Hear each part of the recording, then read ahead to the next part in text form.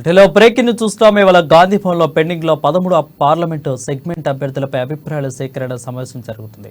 నేతల అభిప్రాయాలను ACC incharge Deepa Das నుంచి ఏసీసీ కార్యదర్శులు అడిగి మరీ తెలుసుకుంటున్నారు. ఈ కార్యక్రమంలో డీసీసీ అధ్యక్షులు, ఎమ్మెల్యేలు, పోటీ చేసిన అభ్యర్థులు కూడా పాల్గొన్నారు.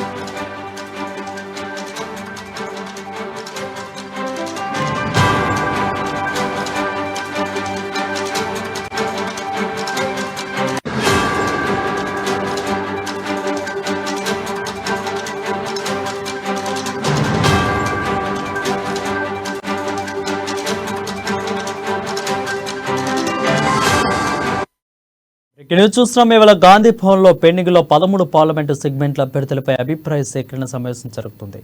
నేతల అభిప్రాయాలను ఏసీసీ ఇన్ఛార్జి దీపాదాస్ నుంచి ఏసీసీ కార్యదర్శులు అడిగి తెలుసుకుంటున్నారు. ఈ కార్యక్రమంలో డీసీసీ అధ్యక్షులు, ఎమ్మెల్యేలు, పోటీ చేసిన అభ్యర్థులు కూడా పాల్గొన్నారు. దీనిపై మరింత సమాచారం మా ప్రతినిధి హరీష్ అందిస్తారు. హరీష్, చెప్పండి, ఎలా జరుగుతుంది సమావేశం? గాంధీ భవన్ లో కీలక సమావేశం ప్రారంభమైంది. ఇక ముందుగా హైదరాబాద్ కు సంబంధించిన పార్లమెంట్ సెగ్మెంట్ కి సంబంధించి అభిప్రాయ సేకరణ సమావేశం జరుగుతుంది. ఏఐసిసి రాష్ట్ర వ్యవహారాల ఇన్ఛార్జ్ దీపాదాస్ మున్షి, అలాగే ఏఐసిసి సెక్రటరీ రోహిత్ చౌదరి, విశ్వనాథ్, అలాగే మన్సూర్ అలీ ఖాన్, ముగ్గురు కార్యదర్శులు, దీపాదాస్ మున్షి రాష్ట్ర వ్యవహారాల ఇన్ఛార్జ్, వీళ్ళ నలుగురు అభిప్రాయ సేకరణ కార్యక్రమం సంబంధించి కూడా సమావేశం కొనసాగిస్తున్నారు. ప్రధానంగా ఏదైతే వచ్చే పార్లమెంట్ ఎన్నికల సంబంధించి కూడా కీలకంగా అంటే గెలుపు గుర్రాలకి టికెట్లు ఇచ్చే లక్ష్యంతో కూడా కాంగ్రెస్ పార్టీ వెళ్తున్న నేపథ్యంలో ఇప్పటికే 4 సెగ్మెంట్లకు సంబంధించి కూడా అభ్యర్థులను ప్రకటించింది. మొత్తంగా అంటే దేశవ్యాప్తంగా మొదటి లిస్ట్ లో కూడా 39 మంది అభ్యర్థులతో కూడిన మొదటి లిస్టు రిలీజ్ చేయడం జరిగింది. నిన్న 43 ఏదైతే అభ్యర్థులతో కూడిన సెకండ్ లిస్ట్ రిలీజ్ చేయడం జరుగుతుంది.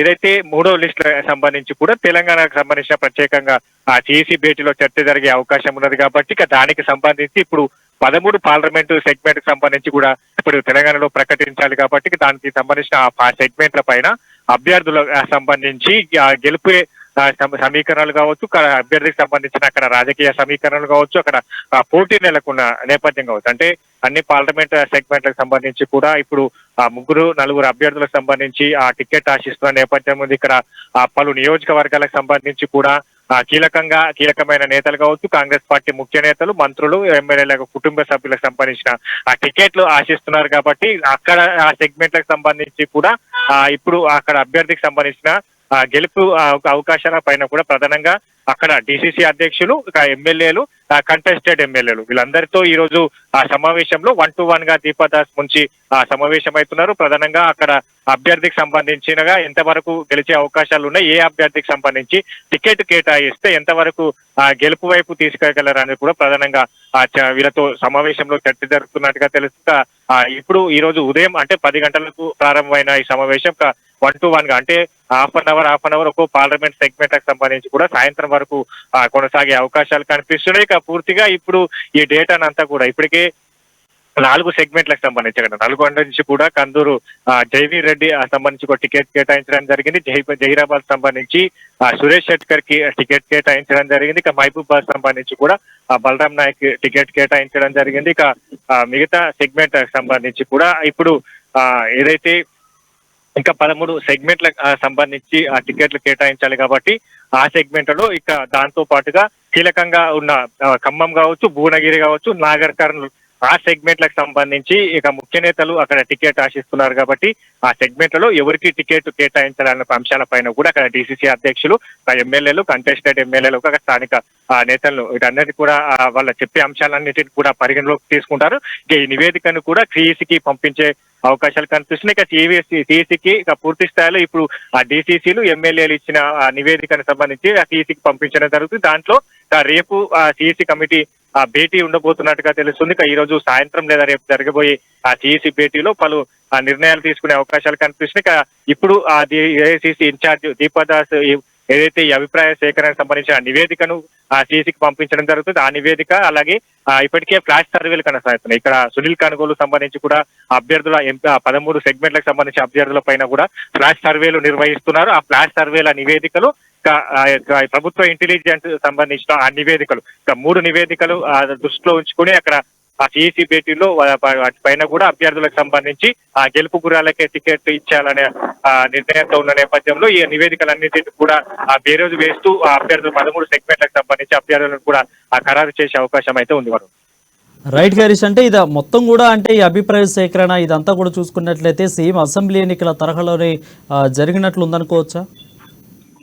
ఖచ్చితంగా అప్పుడు కూడా పెద్ద ఎత్తున కాంగ్రెస్ పార్టీకి సంబంధించి కూడా గతంలో ఎన్నడూ లేని విధంగా అసెంబ్లీ ఎన్నికలకు సంబంధించి కూడా పెద్ద ఎత్తున దరఖాస్తులు వచ్చాయి. 1000కి పైగా దరఖాస్తులు వచ్చిన నేపథ్యం కనిపించింది. ఇక 119 నియోజకవర్గాలు ఇప్పుడు లోక్సభ స్థానాలకు సంబంధించి కూడా ఆ పెద్ద ఎత్తున దరఖాస్తులు వచ్చాయి. 17 సెగ్మెంట్లకు సంబంధించి కూడా ఆ పెద్ద ఎత్తున దరఖాస్తులు వచ్చిన నేపథ్యం ఉన్నది. ఇక 309 దరఖాస్తులు వచ్చిన నేపథ్యం, దాంట్లో ఒక్కో పార్లమెంట్ సెగ్మెంట్ కూడా 4-5 అభ్యర్థులు దరఖాస్తు చేసుకున్నారు. దాంట్లో కీలకంగా ముఖ్య నేతలు కూడా దరఖాస్తు చేసుకున్న నేపథ్యం ఉన్నది. గతంలో అసెంబ్లీ ఎన్నికల్లో ఆ టికెట్ ఆశించి భంగపడ్డ వారికి కూడా అప్పుడు బుజ్జగింపుల కమిటీ ఆ సీనియర్ నేత జానారెడ్డి నేతృత్వంలో ఆ బుజ్జగింపుల కమిటీకి సంబంధించి వాళ్ళకు ఎంపీ టికెట్ ఇస్తామని కూడా కొంతమంది అభ్యర్థులకు కూడా చెప్పడం జరిగింది. వాళ్ళు కూడా ఇప్పుడు ఎంపీ స్థానానికి సంబంధించి దరఖాస్తు చేసుకున్నారు, ఆ టికెట్ ఆశిస్తున్నారు. వాళ్ళకి సంబంధించి ఇప్పుడు వాటన్నిటి అంటే అప్పుడు హామీ ఇవ్వడం జరిగింది కాబట్టి దానికి సంబంధించిన కూడా సిఎస్సిలో డేటీలో ఆ చర్చ జరిగే అవకాశం కనిపిస్తుంది. కాబట్టి ఇక పెద్ద ఎత్తున గత అసెంబ్లీ మాదిరిగానే ఇప్పుడు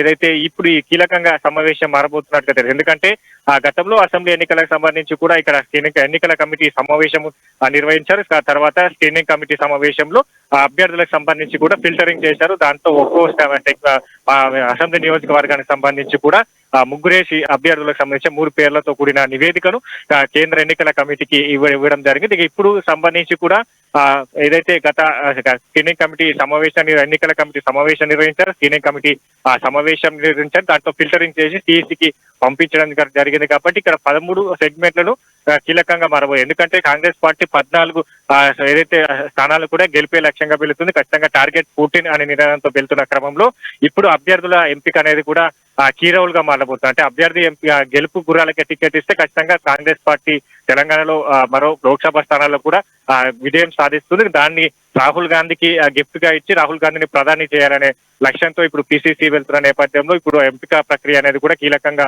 మారబోతుంది. దాంట్లో దానికి అనుగుణంగానే ఈ రోజు గాంధీ భవన్ వేదిక కూడా అభిప్రాయ సేకరణ కార్యక్రమాన్ని నిర్వహిస్తున్నారు. కాబట్టి దీనికి సంబంధించి పూర్తిగా ఈ సెగ్మెంట్లకు సంబంధించి కూడా ఏదైతే 2వ విడతకు సంబంధించి కూడా ఎల్లుండి ప్రకటించే అవకాశం అయితే కనిపిస్తుంది.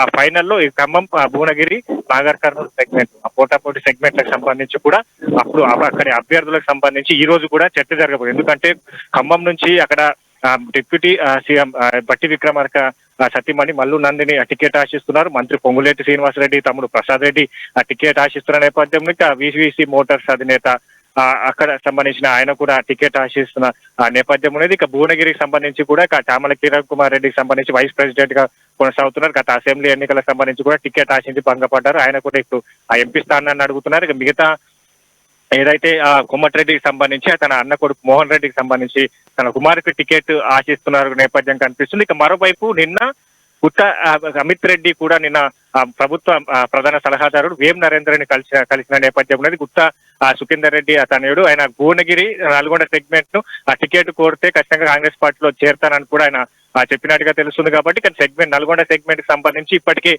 అక్కడ జైవీర్ రెడ్డికి టికెట్ కన్ఫర్మ్ చేసిన నేపథ్యం ఉన్నది కాబట్టి ఇక భువనగిరికి సంబంధించి ఆ టికెట్ కేటాయించాలని కూడా ఆయన అడుగుతున్న నేపథ్యం కనిపిస్తుంది కాబట్టి వాటిపైన కూడా ఈ రోజు అభిప్రాయ సేకరణలో కూడా అట్లాంటి అంశాలను కూడా అడిగే వాళ్ళ అక్కడ స్థానిక నేతలు కావచ్చు డిసిసి అధ్యక్షులు అడిగి తెలుసుకునే నేపథ్యం కనిపిస్తుంది. ఇక నాగర్ కర్నూలు సెగ్మెంట్ కి సంబంధించి కూడా సీనియర్ ఉపాధ్యక్షులు మల్లు రవి దరఖాస్తు చేసుకున్నారు. అక్కడ ఏఐసిసి సెక్రటరీ సంపత్ కుమార్ దరఖాస్తు చేసుకున్నారు. ఇద్దరి మధ్య పోటాపోటీ నెలకొని ఉన్న నేపథ్యం ఢిల్లీలో కూడా లాబింగ్ జరుగుతున్న నేపథ్యం కనిపిస్తుంది. ఇక పిసిసి నేతలతో కూడా ఇక్కడ సీఎం రేవంత్ రెడ్డితో కూడా లాబింగ్ చేస్తున్న పరిస్థితులు ఉన్నాయి కాబట్టి ఆ సెగ్మెంట్ పైన కూడా చర్చ జరిగే అవకాశం ఉన్నది. ఇక ఖమ్మం సెగ్మెంట్ కావచ్చు, వరంగల్ సెగ్మెంట్ ఇక్కడ ఏదైతే ఆ ఎస్సీ కేటగిరీకి సంబంధించి కూడా ఎస్సీ సామాజిక వర్గానికి సంబంధించి ఎన్ని సీట్లు కేటాయించాలి, ఎస్టీ సామాజిక వర్గానికి సంబంధించి మాల సామాజిక వర్గానికి సంబంధించి ఎన్ని సీట్లు కేటాయించాలి, మాదిగ సామాజిక వర్గానికి సంబంధించి ఎన్ని సీట్లు కేటాయించాలని పైన కూడా ప్రధానంగా చర్చ జరిగే వాళ్ళకి సంబంధించి 3 సెగ్మెంట్లు ఎస్సీ కేటగిరీ కింద ఉంటాయి. ఎస్టీ కేటగిరీకి సంబంధించి కూడా 2 సెగ్మెంట్లు ఉంటాయి కాబట్టి అక్కడ ఏ సామాజిక వర్గానికి ఎక్కడెక్కడ ఆ సెగ్మెంట్లను ఖరారు చేస్తే ఎలా ఉంటుందనే పైన కూడా ఈ రోజు ఈ సమావేశంలో ప్రధానంగా వాళ్ళ అభిప్రాయాలను కూడా అడిగి తెలుసుకున్న తర్వాత పూర్తి స్థాయిలో నివేదికను సాయంత్రం కల్లా కూడా సిఈసికి పంపిస్తే అవకాశాలు అయితే ఉన్నాయి. రైట్ హరీష్, అయితే అసెంబ్లీలో చోటు దక్కని వాళ్ళు ఇప్పుడు ఎంపీ కోసం అయితే ప్రయత్నాలు చేస్తూ ఉన్నారు. సో ఎంపీ దాంట్లో కూడా చోటు దక్కని ఆశోకుల పరిస్థితి ఏంటి, అదేవిధంగా కాంగ్రెస్ పార్టీలోకి బీఆర్ఎస్ అటు బీజేపీలోకి వీడు కొత్తగా వచ్చిన కాంగ్రెస్ పార్టీలోకి వచ్చిన నేతల పరిస్థితి ఏ విధంగా ఉంది ఇప్పుడు? ఖచ్చితంగా కాంగ్రెస్ పార్టీ సంబంధించి కూడా పెద్ద ఎత్తున చేరికల కార్యక్రమం కనిపిస్తున్న నేపథ్యం ఉన్నది. ఇప్పటికే బీఆర్ఎస్ కి సంబంధించి అక్కడ మేయర్లు బుంతు రామ్మోహన్ తో పాటుగా పట్నం మహేందర్ రెడ్డి గతంలో మంత్రిగా పనిచేసిన సతీమణి పట్నం సునీతారెడ్డి కూడా కాంగ్రెస్ పార్టీలో చేరాయి. హైదరాబాద్ సంబంధించి కూడా డిప్యూటీ మేయర్ గా పనిచేసిన బాబా ఫసదుద్దీన్ కూడా కాంగ్రెస్ పార్టీలో చేరారు. మరికొన్ని రోజుల్లో కూడా నిన్న ఏదైతే గుత్తా హమీద్ రెడ్డికి సంబంధించి కూడా నిన్న ఏదైతే వేం నరేందర్ రెడ్డితో భేటీ అయ్యారు కాబట్టి ఇక ఏదైతే బీఆర్ఎస్ నుంచి కూడా కంచర్ల చంద్రశేఖర్ రెడ్డి అల్లు అర్జున్ మామ కూడా ఆయన ఈ కాంగ్రెస్ పార్టీలోకి వచ్చారు. ఆయన మేడ్చల్ నియోజకవర్గానికి సంబంధించిన టికెట్ ఆశిస్తున్నారు. వీటన్నిటికీ కూడా బేరోజు వేయాలి. గతంలో అసెంబ్లీ ఎన్నికల్లో కూడా క్రియాశీలకంగా బీఆర్ఎస్ నుంచి వచ్చిన వాళ్ళకు కూడా అక్కడ ఫ్లాష్ సర్వేలు చేయడం జరిగి అభ్యర్థికి సంబంధించి కాంగ్రెస్ పార్టీలోకి వస్తే ఎంతవరకు పార్టీకి లాభం చేయకూడదు దాని పైన కూడా అభ్యర్థి పైన కూడా ఫ్లాష్ సర్వేలు చేసిన తర్వాతనే పార్టీలో చేర్చుకున్నారు కాబట్టి ఇప్పుడు కూడా ఆ సర్వేలు నిర్వహిస్తున్నారు. ఆ సర్వేలు చేసిన తర్వాత వాళ్ళకి ఖచ్చితంగా ఆ గెలుపు అవకాశాలు ఉంటే టికెట్ ఇచ్చే అంశాన్ని కూడా పరిగణలోకి తీసుకుంటారు కాబట్టి ఇప్పుడు అట్లాంటి అంశాలు అంటే గత అసెంబ్లీలో భంగపడ్డ వాళ్ళకు కూడా ఇప్పుడు కార్పొరేషన్ పదవులు కావచ్చు, నామినేటెడ్ పోస్టులు కావచ్చు ఇస్తున్న నేపథ్యం కనిపిస్తుంది. ఇప్పటికే ఆ నామినేటెడ్ పోస్టుల్లో కూడా కొంతమంది నియామకం జరిగింది. ఇక కార్పొరేషన్ సంబంధించి కూడా నిన్న కేబినెట్ భేటీలో కూడా కీలక నిర్ణయం తీసుకున్నారు. ఇక 16 సంబంధించిన కార్పొరేషన్లను ఏర్పాటు చేస్తామని చెప్తున్నారు కాబట్టి ఆ సంబంధించి కూడా అక్కడ శాఖలను భర్తీ చేయాల్సి ఉంటుంది కాబట్టి ఇప్పుడు టికెట్ ఆశించి భంగపడ్డ వారికి కూడా అక్కడ కేబినెట్ హోదా కలిగిన పదవులు కావచ్చు, కార్పొరేషన్ సంబంధించిన ఆ చైర్మన్ పదవులు కావచ్చు, ఇతర సర్దుబాటు చేసే అవకాశాలు కనిపిస్తే దానికి సంబంధించి కూడా ఇప్పటికే ఏదైతే ఏఐసిసి ఇన్ఛార్జ్ దీపదాస్ మున్షి కూడా అదో సమన్వయం కూడా చేస్తున్నట్టుగా తెలుస్తున్న నేపథ్యం కనిపిస్తుంది. ఇక మరికొన్ని రోజుల్లో ఇక టికెట్ అనౌన్స్ చేసే తర్వాత కూడా ఇక సమన్వయ కమిటీలో వేసే అవకాశం లేదు. వాళ్ళతో కూడా చర్చలు జరిపి బుజ్జగించే ప్రయత్నాలు చేస్తారు. వాళ్ళకి సంబంధించిన నామినేటెడ్ పదవులు కావచ్చు, కార్పొరేషన్ ఆ చైర్మన్ సంబంధించిన పదవులు కావచ్చు ఇచ్చే అవకాశాలు అయితే ఉన్నాయి అని చెప్పొచ్చు. వరుణ్, రైట్ హరీష్, అయితే ఈ అభిప్రాయ సేకరణ వాళ్ళతో అయితే ముగుస్తుంది. మరి ఎప్పుడు ప్రకటించే అవకాశం ఉంది? రేపు మాపు ఎన్నికల షెడ్యూల్ కూడా రాబోతుంది. సో ఈ వారంలో వచ్చే అవకాశాలు కనిపిస్తున్న సమయంలో అంటే ఎప్పుడు మళ్ళీ దీన్ని ఏఐసిసికి పంపించిన తర్వాత వాళ్ళు ఎప్పుడు వదులుతారు? సో టోటల్గా దీనికి ఫుల్ స్టాప్ పడే అవకాశాలు ఎప్పుడు కనిపిస్తున్నాయి?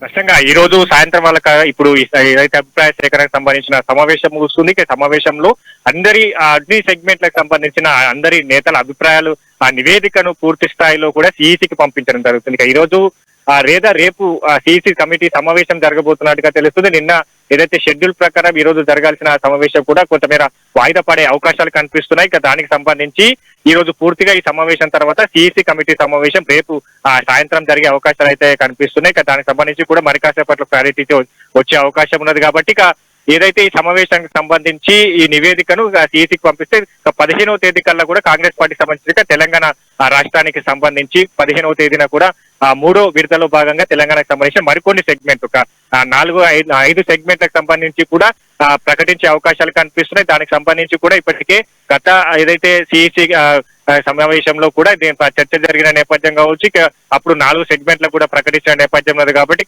మిగతా 5 సెగ్మెంట్లు అంటే పోటీ ఏకాభిప్రాయం కుదిరిన ఆ సెగ్మెంట్లు ఏవైతే ఉంటాయో ఆ సెగ్మెంట్లకు సంబంధించి కూడా 5 సెగ్మెంట్లను ప్రకటించే అవకాశాలు కనిపిస్తున్నాయి. ఇక పోటీ నెలకొన్న సెగ్మెంట్లకు సంబంధించి కూడా ఫైనల్ గా అంటే ఈ నెల 15 తర్వాత కూడా ఎన్నికల నోటిఫికేషన్ వచ్చే అవకాశాలు ఉన్నది కాబట్టి ఆ లోపు సెకండ్ లిస్ట్ సంబంధించి కూడా విడుదల చేసే అవకాశం, దాని తర్వాత కూడా ఫైనల్ లిస్ట్ రిలీజ్ చేసే అవకాశాలు అయితే ఉన్నాయి. Thank you Harish for the clear updates.